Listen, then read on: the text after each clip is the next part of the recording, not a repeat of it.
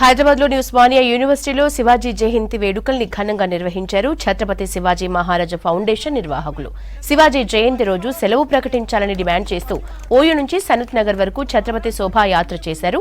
ప్రతి గ్రామంలో శివాజీ విగ్రహాలు ఏర్పాటు చేయడంతో పాటు పాఠ్య పుస్తకాల్లోనూ శివాజీ జీవిత చరిత్రను చేర్చాలని డిమాండ్ చేశారు. ఏబీవీపీ స్టూడెంట్స్, శివాజీ అభిమానులు ఈ కార్యక్రమంలో పాల్గొన్నారు. ఛత్రపతి శివాజీ మహారాజ్ అనే వ్యక్తి గౌరవాన్ని, కీర్తిని ఇంకొక నెక్స్ట్ లెవెల్లో వెళ్ళాలి.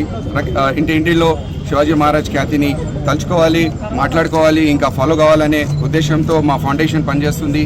మా ఫౌండేషన్ పనిచేసిన ఇంకొక పెద్ద నేషన్ వైడ్ క్యాంపెయిన్ ఏంటంటే ఈరోజు హాలిడే జయంతికి డిక్లేర్ చేయాలని నేషనల్ హాలిడే క్యాంపెయిన్ కూడా జరుగుతుంది. దానికోసం మేము మిస్ కాల్ అని campaign vote for Shivaji Jayanti అని మిస్ కాల్ అని ఇచ్చి ఆ ఓట్స్ ద్వారా డిమాండ్ క్రియేట్ చేసుకొని సెంట్రల్ గవర్నమెంట్, స్టేట్ గవర్నమెంట్ కూడా state holiday, national holiday declare చేయాలనుకొని ఆ క్యాంపెయిన్ కూడా మేము చేస్తున్నాము. మా ఫౌండేషన్ ఇంకా ఉద్దేశం ఏంటంటే స్టాచ్యూస్ నిర్మాణం చేయడము, గ్రామాల్లో శివాజీ మహారాజ్ ఆవరణం, అది అన్ని స్కూల్లో, కాలేజెస్లో ఆయన పాఠాలు ఉండాలి. ఇంకా గవర్నమెంట్ హాలిడే డిక్లేర్ చేసి అన్ని కళాశాలల్లో, యూనివర్సిటీస్లో, పార్లమెంట్లో, గవర్నమెంట్ ఆఫీసెస్లో శివాజీ అనే ధ్వజాన్ని ఎగిరించాలి, ఇంకా ఫోటోకి పూజించాలని మేము కోరుకుంటున్నాము. నేషనల్ యాంథమ్ లాగా పాట కూడా శివాజీ మహారాజ్కి అంకితమైన స్తోత్రం కూడా పాడాలి. భారతదేశాన్ని కాపాడుకోవడంలో ఏ విధంగా తమ యొక్క పోరాట స్ఫూర్తిని, తమ యొక్క గెరిల్లా యుద్ధం ద్వారా, అదేవిధంగా తాను ప్రవేశపెట్టిన నావిగేషన్ విధానం ద్వారా ప్రత్యర్థులను ఏ విధంగా తరిమికొట్టాడో, అదేవిధంగా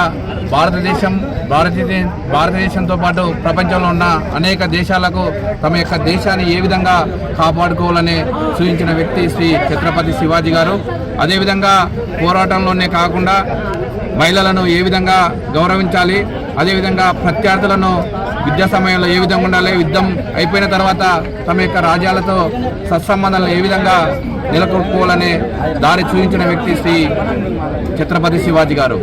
ఈనాటి యువకులందరూ కూడా ఛత్రపతి శివాజీని ఆదర్శంగా తీసుకొని మన యొక్క దేశం పైన ప్రత్యర్థులు జరుపుతున్న సంస్కృతిపరమైన దాడిని